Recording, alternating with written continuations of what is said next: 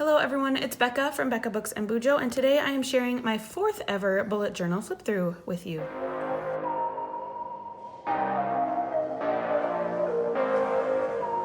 So as I said, this is my 4th bullet journal. It runs from February of 2020 through December of 2020. I started it right after my son was born, so there's some spreads of me keeping track of his first few weeks of life. And so this one is really fun. This is in a Leuchtturm 1917. I love this pinkish purple color. And we will just go right ahead and flip through a few things. So here was my index and my year at a glance. I have dropped this year at a glance since because you mostly get your year at a glance in your future log pages. The grid spacing page, tried it, haven't used it ever since. Didn't find it useful for me.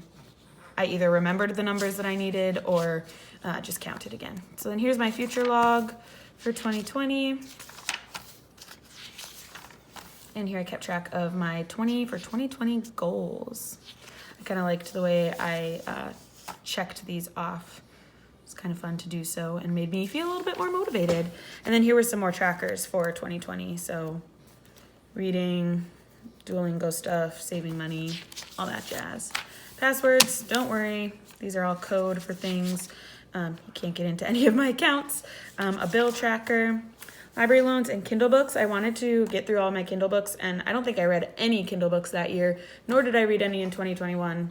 I'm still hoping to get through Kindle books, just because I have a lot on there that I forget about because they're not actually there on my shelf. Things of movies and TV shows I want to watch, and then a need and want page. And then we jump right into February. I did a baby theme, and these were the colors of my son's nursery because Theodore was born on January 30th of this year. So February was all about him.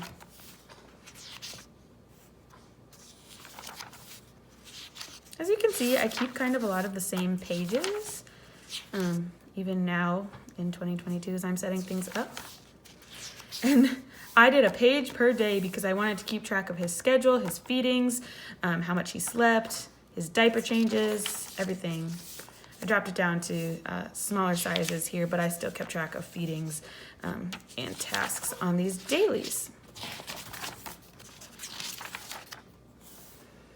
I wanted to do a Lent challenge for the 40 days of Lent where I got rid of something every day. Didn't do so well. And here was March. I got this idea from JashiiCorrin with this Dreamcatcher theme. I absolutely loved it. It took me so long to do, but I was really pleased with it.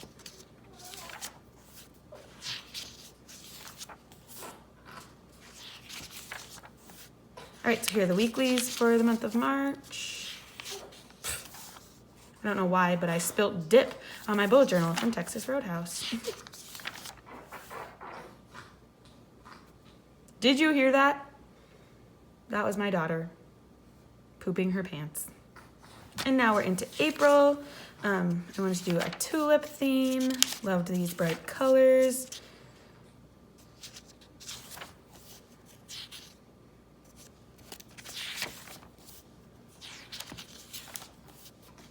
And then I really liked this weekly setup where I had a sidebar of events on the left and then to-do lists on the right.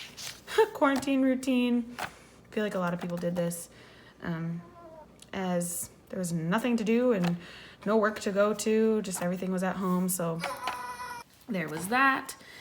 And then kept track of some habits for our son Theodore. He was about 3 months at this time.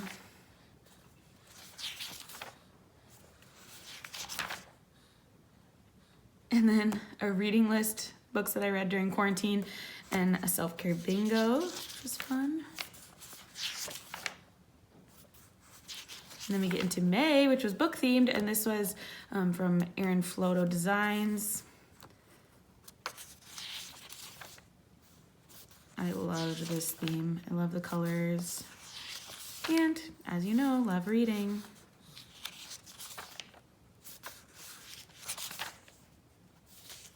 So here are my weeklies for the month of May.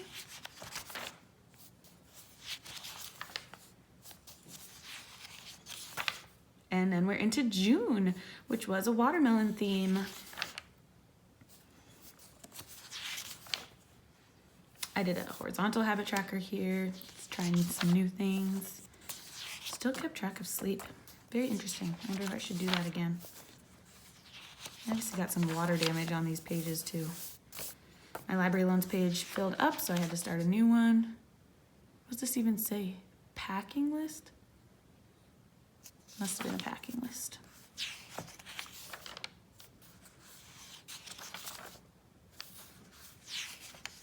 The day my sister and brother-in-law got married. And then here, this is a quote by me. When I was probably 8 years old or so, I said, order, order, I love order. And I thought that that quote went really well with just this theme of geometric shapes.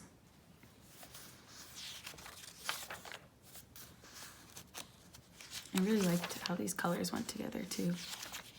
And the borders, wow, this was really cute. So weekly, I think I spilled water on this sometime. Really messed up the pages.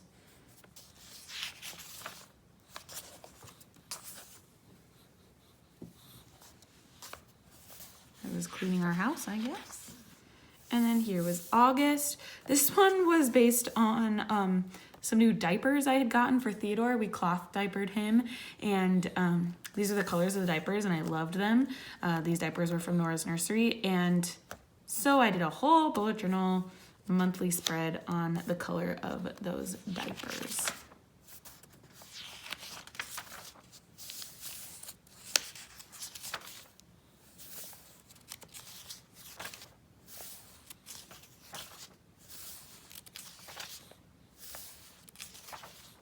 Here we're into September.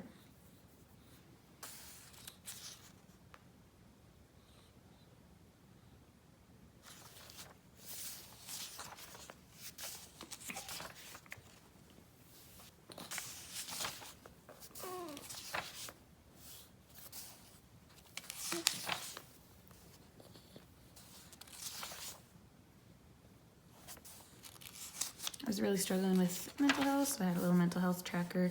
And then I needed to add more future log here, I guess. So for that too. Here's October.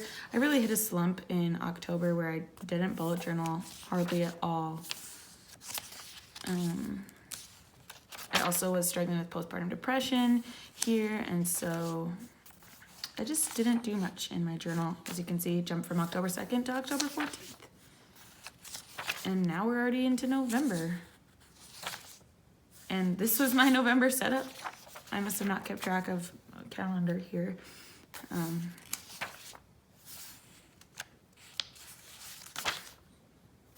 But still had task lists and such.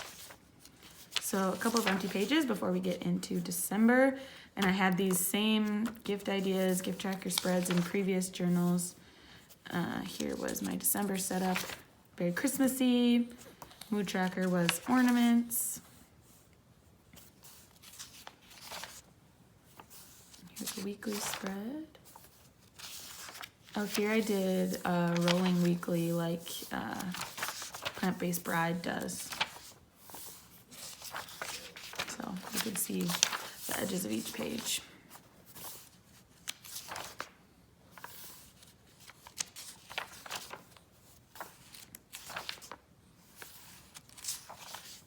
I did a year-end review, and I think these are all empty pages. Let's see what's in the back here. Just planning my year-end review. Here I had some ideas for 21 for 2021. This was just some pen tests. How I wanted to set up my 21 bullet journal.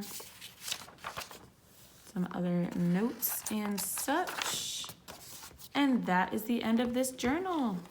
So I hope you enjoyed flipping through this journal with me. It is always fun to look back and see what I did in the past and what kind of things I would like to incorporate in my journals today. Hope you liked this video. Hit the like button if you did, and I will see you in the next video. Bye.